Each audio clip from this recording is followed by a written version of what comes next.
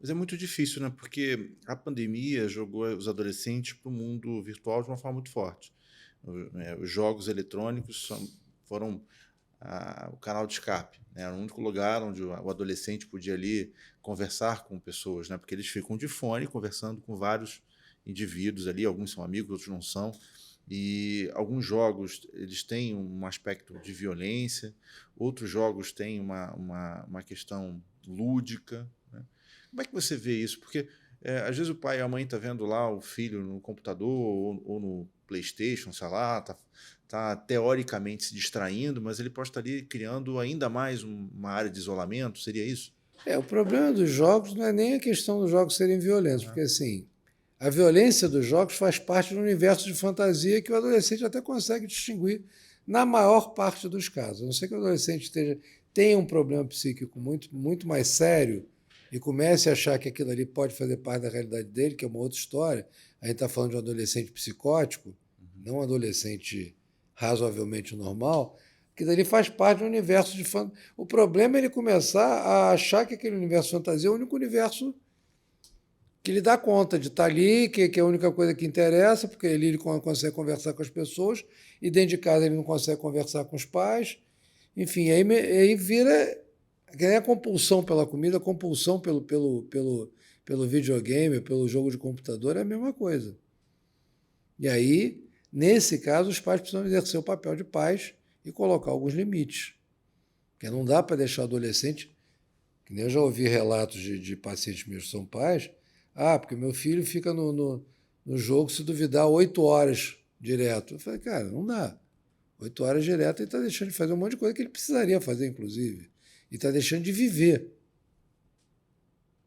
Mas Então, a vida, ela impõe certos hábitos, né? Geralmente um pai trabalha fora, a mãe também trabalha fora, o adolescente vai ficar meio período na escola e outro meio período em casa, sem essa supervisão de um pai ou de uma mãe. Em geral, esse é o cenário, né? E nesse meio período que ele está sem supervisão, ele teoricamente consome ainda mais o vício. Se for o vício do game, ele vai ficar essa tarde inteira lá conectado. Porque eu lembro que, na minha época, você chamava os amigos para sua casa para você jogar videogame. Né? Você, né? Não tinha jogo online, você não conversava com ninguém online. Hoje eles preferem cada um na sua casa porque eles se conectam através do Wi-Fi. Então estão falando, então tem 3, 4, 5 amigos ali, eles se encontram naquele mundinho ali e aquilo meio que vira uma praça, né? Uma praça de conversa. de certa maneira, é uma coisa que a gente fazia. Na minha época, a gente ia encontrar com o pessoal da rua do lado, que era uma rua sem saída, que é onde reunia a turma toda, e a gente passava. Mas aquilo ali era mais saudável. Por quê? Aquilo ali você, numa situação como convidar os amigos, você está socializando, você está interagindo, você está com gente real ali. Você está tendo que lidar com gente de carne e osso, não com figuras virtuais que você não sabe. Quer dizer, alguns você sabe que são seus amigos. Agora, outras pessoas que entram ali no jogo, você não tem a menor ideia quem são, onde estão, se são o que dizem de fato, inclusive, porque essa coisa da internet qualquer um pode ser o que quiser. Inclusive, isso tem um aspecto extremamente complicado para adolescentes e crianças, porque você pode acabar caindo vítima de um pedófilo numa dessas, que é um campo de caça para pedófilos, esses lugares onde os adolescentes estão no mundo virtual, com certeza. Mas a questão é a seguinte: os pais precisam ter alguma forma de conseguir exercer esse controle. Mas não é uma decisão muito complicada, porque se o pai isola a criança, ou seja, não dá videogame, não dá celular, não dá tablet, ela está isolando a criança do mundo tecnológico. Se por acaso ela dá o celular, dá o tablet, dá o videogame, ela também, o pai nesse caso, está ali deixando a criança meio que à mercê desse risco. É Então, verdade. o equilíbrio disso é muito difícil, não? Não, pois é, o equilíbrio é difícil e ser pai não é fácil, de fato. Ser pai é muito complicado, mas na verdade a gente está falando do meio termo. Não é isolar da tecnologia, também não é deixar frouxo sem controle algum. É você poder ter uma relação com o adolescente onde isso possa ser usado com algum nível de responsabilidade. Lógico, sabendo que a responsabilidade de um adolescente é uma coisa limitada. Então, você tem que exercer alguma supervisão? Tem. Mas se você consegue estabelecer uma relação onde aquilo ali é estruturada em cima de uma base de confiança e diálogo, você consegue que o adolescente consiga exercitar e ele vai achar interessante poder exercitar uma certa liberdade e uma certa responsabilidade sobre aquilo. Lógico, vai de vez em quando vai pisar na bola, vai se exceder, vai ficar tempo demais, vai acontecer. Mas assim, não é fácil, não é, mas é possível. Eu fui criado, eu cresci, minha irmã e meus pais trabalhavam fora direto. E, no entanto, a gente conseguiu. Lógico, de vez em quando eu passava a tarde inteira na rua com os amigos, esqueci de fazer dever de casa, mas aí isso tinha consequências, óbvio. Também tem isso, a responsabilidade também passa pela noção de consequências, do preço que as escolhas têm. Os aplicativos, né, a Apple tem um controle parental, o Google também tem um controle parental onde você coloca ali o seu filho como uma conta, né, uma subconta da sua conta de parente, né, de pai. Sim. É o controle parental, né? Mas nos videogames eu não vejo isso. Ou seja, não há no PlayStation, sei lá, esse tipo de controle. É claro que a classificação dos jogos, né? Quando você compra um jogo, você sabe a classificação etária para aquela criança. Mas na área do videogame é bem complicado isso. Eu vejo que cada vez mais crianças jogam, desde pequenininhas, jogos onde elas têm um avatar. O mais famoso é o Roblox, né, que é um perfil que a criança cria, mas ela não pode dialogar com outras crianças, então há uma certa proteção. Mas desde pequenininho a criança já, vou botar de 5, 6, 4 anos, ela já aprende a ter um personagem virtual, a ter um avatar para entrar num mundo qualquer. E a pandemia empurrou as crianças para essas praças.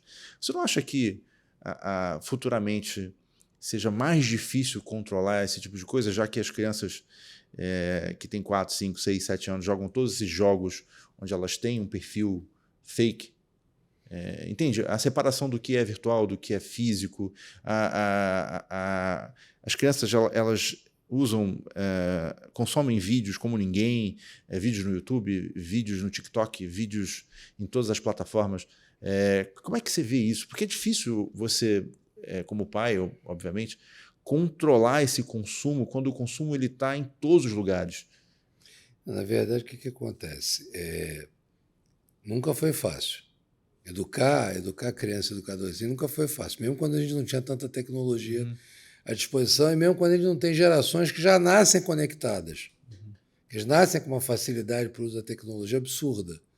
Assim, eu vejo, assim, eu trabalhei como jornalista de tecnologia há muitos anos, eu não consigo ter a facilidade que a molecada tem para lidar com tecnologia. E olha que eu me considero um sujeito razoavelmente esperto nessa área. Na verdade, não é o controle, como a gente falava antigamente, controlar. Na verdade, é construir uma relação baseada em confiança e responsabilidade. Porque você tem que dar à criança e ao adolescente a noção de que, assim, ok, você tem esse grau de liberdade e você tem que ter responsabilidade, porque isso aqui tem consequências. Cada escolha que você fizer tem um preço.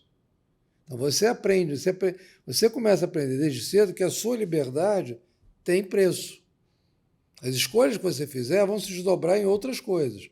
Podem fazer sentido e podem dar resultados legais e podem dar errado e você ter que lidar com as consequências do dar errado. Porque, assim, evitar que as crianças consumam esse monte de produtos virtuais, não vai evitar.